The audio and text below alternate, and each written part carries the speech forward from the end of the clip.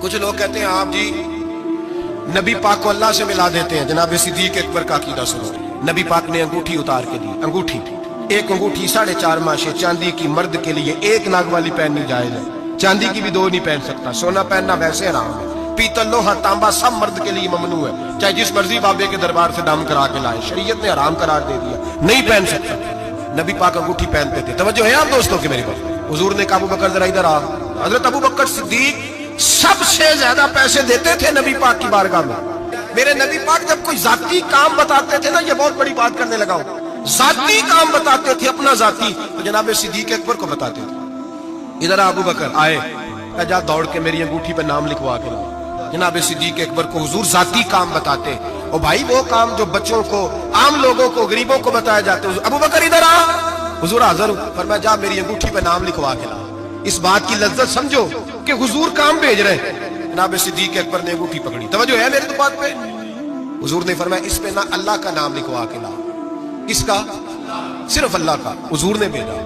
عقیدہ دیکھیں, اللہ کافی ہے, اس میں شک, لیکن جسے اللہ منوائے اسے بھی ماننا پڑے گا.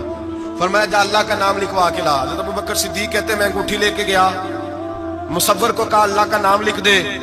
کہتے ہیں اچانک میرے دل میں خیال آیا صرف اللہ کا نام. حضور کا حکم کیا ہے؟ کہتے ہیں میرے دل میں خیال آیا صرف اللہ کا نام. کہتے ہیں میں نے اس کو کہا میرا اللہ کا نام نہ لکھنا, ساتھ میرے مصطفیٰ کا بھی لکھ دو. صرف اللہ کا نہ لکھنا, حضور کا بھی لکھو. نبی پاک کا حکم کتنا ہے؟ اللہ کا ساتھ میرے نبی پاک کا بھی لکھو. حضرت ابو بکر نے 2 نام لکھوائے. فرماتے میں جب تک مسجد نبوی آیا نام 2 تھے. سارے رستے میں دیکھتے آیا اللہ اور محمد 2 نام تھے.